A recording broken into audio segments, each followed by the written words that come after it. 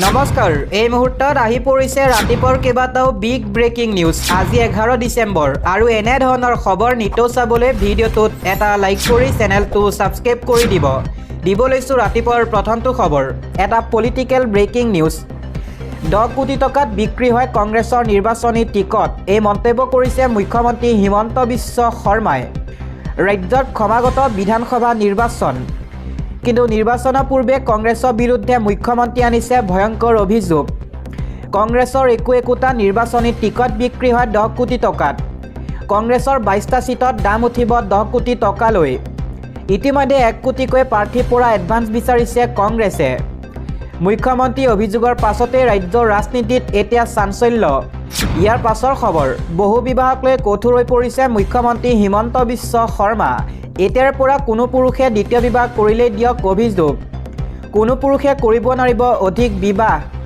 এজন পুৰুষে দ্বিতীয় বিবাহ কৰালেই হ'ব 7 বছৰ পৰ্যন্ত জেল। কোনোবাই দ্বিতীয় বিবাহ কৰালেই মুখ্যমন্ত্ৰীক দিব পাৰিব খবৰ। ভাষণৰ মাজতে মুখ্যমন্ত্ৰীয়ে কৰিলে ফোন নম্বৰ মুকলি। মাত্ৰ এটা ফোন কলত চৰকাৰে ল'ব ব্যৱস্থা। দিব লৈছো আন এটা খবৰ। দেশৰ আন ৰাজ্যত SIR, বিপৰীতে অসমতহে SR কিয়? নিৰ্বাচন আয়োগ ৰাজ্য চৰকাৰক জবাবদিহি উচ্চতম ন্যায়ালয়ৰ। নিৰ্বাচন আয়োগ ৰাজ্য চৰকাৰলৈ জাননী প্ৰেৰণ কৰিছে উচ্চতম ন্যায়ালয়। SIR হ'লে কি অসুবিধা আছে চৰকাৰৰ বুলি প্ৰশ্ন। 16 ডিচেম্বৰত গোচৰটো পুনৰ শুনানি গ্ৰহণ কৰিব উচ্চতম ন্যায়ালয়। মুখ্য ন্যায়াধীশ ক্ষুদ্ৰকান্ত নেতৃত্বাধীন বিচাৰপীঠত শুনানি। জ্যেষ্ঠ অধিবক্তা মৃণাল কুমাৰ চৌধুৰীৰ লেখ আবেদনৰ শুনানি। অসমত সৰ্বাধিক অনুপ্ৰৱেশকাৰী থকাৰ পিছতো কিয় SIR নহয়, এই প্ৰশ্ন উত্থাপিত হৈছে। পৰৱৰ্তী খবৰ, ভাৰতত মুছলমানৰ জীৱন ধ্বংস কৰি দিয়া হৈছে। ভাৰতত মুছলমানৰ জীৱন নৰকৰ দৰে অৱস্থা হৈছে। ভাৰতত শেষ হৈ গৈছে মুছলমান। মুছলমানক কিয় ইমান অত্যাচাৰ কৰা হৈছে? দেশ স্বাধীনতা মুছলমানৰ বৰঙণি অপৰিসীম। আমি পুনৰ জেহাদ আৰম্ভ কৰিব লাগিব। নিজৰ দেশতে মুছলমানক অশান্তি দিয়া হৈছে। দেশৰ স্বাধীনতাত শ্বহীদ হোৱা মুছলমানকো অপমান কৰা হৈছে। এই মন্তব্যৰে সংসদত গৰজি উঠিল সাংসদ মহিবুল্লাহ নাদভি। জেহাদৰ সমৰ্থনত সদনত মুছলমান সাংসদৰ এই বিস্ফোৰক মন্তব্য। দিব লৈছো আন এটা খবৰ। বাবৰি মছজিদ নিৰ্মাণ কৰিবলৈ লোৱা হুমায়ুন কবিৰক হত্যাৰ ভাবুকি। ফোনযোগে হুমায়ুন কবিৰক হত্যাৰ ভাবুকি প্ৰেৰণ কৰা হৈছে। সুৰক্ষা বিচাৰি উচ্চ ন্যায়ালয়ত আবেদন কৰিব হুমায়ুন কবিৰে। বিগত 7 দিন ধৰি ভাবুকি ভৰা বাৰ্তালাপ কৰিছে হুমায়ুন কবিৰে। ইতিমধ্যে আনগৰাকী ব্যক্তিগত নিৰাপত্তাৰক্ষী নিয়োগ কৰিছে হুমায়ুন কবিৰে। 6 ডিচেম্বৰত মুৰ্ছিদাবাদত বাবৰি মছজিদৰ আধাৰশিলা স্থাপন কৰিছিল কবিৰে। ৰাজ্য চৰকাৰ আৰু ন্যায়ালয়ৰ পৰা সহায় বিচাৰিলে হুমায়ুন কবিৰে। আল্লাহৰ ওপৰত ভৰসা আছে, মোক আল্লাহে ৰক্ষা কৰিব, এই মন্তব্য কৰিছে হুমায়ুন কবিৰে। ইয়াৰ পাছৰ খবৰ, কেনেকৈ ভোটাৰ লিষ্টত নাম সোমাল কংগ্ৰেছ নেত্ৰী ছোনিয়া গান্ধীৰ। ছোনিয়া গান্ধীলৈ আদালতে জাৰি কৰিলে জাননী। ভোটাৰ তালিকাৰ পৰা নাম কৰ্তনৰ পাছতো কেনেকৈ সোমাল নাম। 1982 চনত ভোটাৰ তালিকাৰ পৰা কৰ্তন হৈছিল ছোনিয়া গান্ধীৰ নাম। ছোনিয়া গান্ধীৰ লগতে দিল্লী আৰক্ষীলৈ জাননী জাৰি কৰিছে আদালতে। নাগৰিকত্ব অবিহনে ভোটাৰ লিষ্টত কিয় নাম সোমাল ছোনিয়া গান্ধীৰ, এই প্ৰশ্ন উত্থাপিত হৈছে। বিকাশ ত্ৰিপাঠী নামৰ লোকজনে আদালতত দাখিল কৰিছিল আবেদন। শুনানিৰ সময়তে আদালতে জাননী জাৰি কৰিলে ছোনিয়া গান্ধীলৈ। দিব লৈছো আন এটা পলিটিকেল ব্ৰেকিং নিউজ। মুছলিমৰ তুষ্টিকৰণৰ বাবে বন্দে মাতৰমক টুকুৰা টুকুৰ কৰিছিল কংগ্ৰেছে। বন্দে মাতৰম মাতৃভূমিৰ জয়গান। বন্দে মাতৰম কেৱল এটা ৰাজনৈতিক মন্ত্ৰ নহয়, বন্দে মাতৰম ভাৰতৰ হাজাৰ বছৰ সংস্কৃতিৰ ৰূপ। বেদৰ মহান নীতিসমূহৰ প্ৰতিফলন হৈছে বন্দে মাতৰম। বন্দে মাতৰমৰ প্ৰতি মুছলিম লীগৰ বিৰোধ আছিল। জিন্নাই বন্দে মাতৰমৰ বিৰুদ্ধে শ্লোগান দিছিল। নেহেৰুৱে মুছলিম লীগৰ স্থিতিৰ বিৰোধিতা নকৰিলে। নেহেৰুৱে বন্দে মাতৰমৰ বিৰুদ্ধেহে কাম কৰিলে। জিন্নাৰ সুৰত সুভাষ বসুলৈ বন্দে মাতৰমৰ বিপক্ষে পত্ৰ লিখিছিল। বন্দে মাতৰমৰ পটভূমিয়ে মুছলমানক বিৰক্ত কৰিব পাৰে বুলি লিখিছিল। 1937 চনৰ অক্টোবৰতে কংগ্ৰেছে বন্দে মাতৰমৰ আলোচনাৰ প্ৰস্তাৱ কৰিছিল। দেশজুৰি কংগ্ৰেছৰ এই প্ৰস্তাৱ বিৰোধিতা হৈছিল। 26 অক্টোবৰ কংগ্ৰেছে বন্দে মাতৰমৰ টুকুৰা টুকুৰ কৰা হ'ল।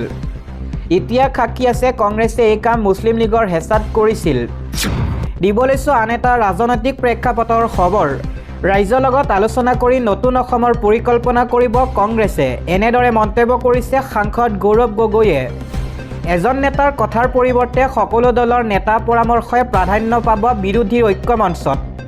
প্ৰদেশ কংগ্ৰেছৰ সভাপতিৰ স্পষ্ট স্থিতি। বিৰোধী ঐক্য মঞ্চৰ বিষয়সমূহ সংবাদ মাধ্যমত আলোচনা কৰা নহয় বুলি পুনৰ দোহাৰিলে অসম প্ৰদেশ কংগ্ৰেছ কমিটিৰ সভাপতি গৌৰৱ গগৈয়ে। কেৱল এজন নেতাৰ কথাৰেই নহয়, সকলোৰে পৰামৰ্শ লৈহে এটা সামূহিক প্ৰস্তাৱ গ্ৰহণ কৰা হ'ব বুলি স্থিতি স্পষ্ট কৰিলে প্ৰদেশ কংগ্ৰেছৰ সভাপতিগৰাকীয়ে।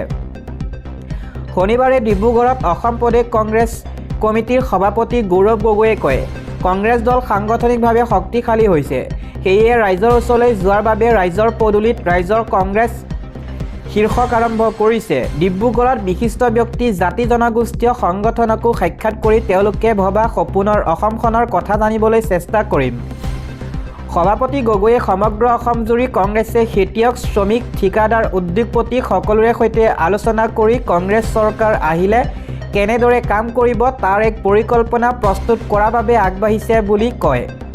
কেৱল কংগ্ৰেছ দলেই নহয়, বিৰোধী সকলো ৰাজনৈতিক দলকে এটা পৰিকল্পনা প্ৰস্তুত কৰিবলৈ কোৱা হৈছে, যাতে অহা জানুৱাৰী মাহত অনুষ্ঠিত হ'বলগীয়া বিৰোধী ঐক্য মঞ্চৰ সভাত সপোনৰ অসমৰ কথা প্ৰকাশ কৰা হ'ব। কংগ্ৰেছ দলে পূৰ্বেও ৰাজ্যৰ বিভিন্ন বিশিষ্ট ব্যক্তি, বিভিন্ন দল সংগঠন, বিভিন্ন শ্ৰেণীৰ ৰাইজৰ সৈতে আলোচনা কৰি চৰকাৰে কৰিব লগা কামৰ পৰিকল্পনা কৰিছিল।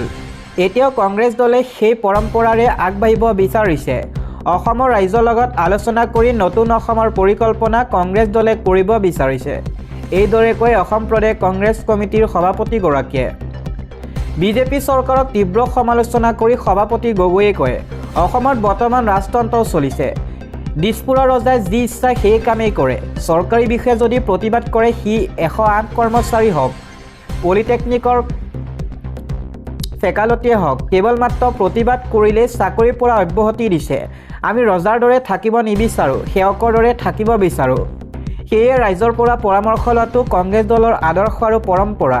আমি বিভাজনৰ অসমৰ পৰা নতুন অসম গঢ়াৰ বাবে অসমৰ ৰাইজৰ সহযোগত আগবাঢ়ি যাম।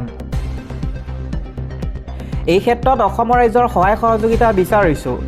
মুখ্যমন্ত্ৰী ডক্টৰ হিমন্ত বিশ্ব শৰ্মা বিৰোধী ঐক্য মঞ্চৰ মাজত চলি থকা আলোচনাক লৈ সাংবাদিকৰ প্ৰশ্নোত্তৰত গৌৰৱ গগৈয়ে কয়, বিৰোধী ঐক্য মঞ্চৰ বিষয়সমূহ সংবাদ মাধ্যমত আলোচনা কৰা নহয়, সকলোৰে পৰামৰ্শ লৈহে এটা সামূহিক প্ৰস্তাৱ গ্ৰহণ কৰা হ'ব। কেৱল এজন নেতা নহয়, সকলো দলৰে নেতাৰ পৰামৰ্শ গ্ৰহণ কৰা হ'ব। ৰাইজৰ ওচৰলৈ বিৰোধী ঐক্য মঞ্চই কি সমূহ বিষয় লৈ যাব, সেইসমূহৰ বিষয়েহে এতিয়া বিৰোধী ঐক্য মঞ্চত আলোচনা হ'ব। ৰাইজৰ কথা শুনিহে ঐক্য মঞ্চই নিৰ্বাচনত প্ৰতিদ্বন্দ্বিতা বিষয়টো আলোচনা কৰিব। জানুৱাৰীত অনুষ্ঠিত হ'ব বিৰোধী ঐক্য মঞ্চৰ পৰৱৰ্তী সভা। 6 জনগোষ্ঠীক জনজাতিকৰণৰ প্ৰতিবেদনক লৈ মন্তব্য কৰিলে প্ৰদেশ কংগ্ৰেছৰ সভাপতি গৌৰৱ গগৈয়ে। এই প্ৰসংগত গৌৰৱ গগৈয়ে কয়, জনজাতিকৰণৰ বিষয়টোত মুখ্যমন্ত্ৰী ব্যৰ্থতা প্ৰকাশ পাইছে।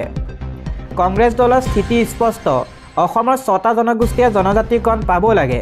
6 জনগোষ্ঠীৰ ৰাইজক মই ধন্যবাদ জনাইছোঁ যে তেওঁলোকে একত্ৰিত হৈ আছে। তেওঁলোকে কেতিয়াও কোৱা নাই আমাক দিয়ক, তেওঁলোকক নিদিব বুলি। বিজেপিয়ে 6 জনগোষ্ঠীৰ মাজত বিভাজন আনিবলৈ চেষ্টা কৰিছে।